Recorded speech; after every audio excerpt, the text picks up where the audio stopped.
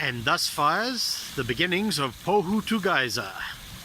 On the left you've got the Prince of Wales feathers, and on the right, the big one, that's Pōhutu firing off.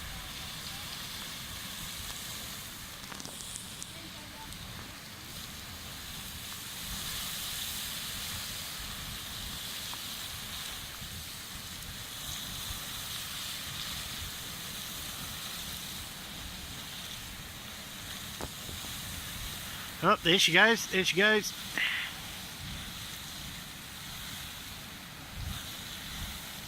Look at that. I'm going to step back and try and get a wider view for.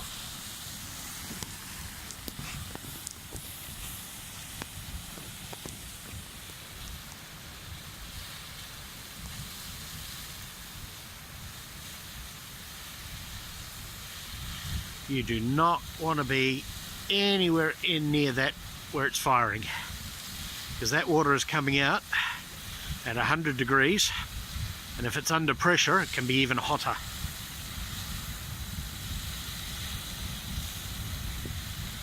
And yet I'm only about 50 meters away, and were it to spray up and come landing on me, it would be almost stone cold by the time it got to me.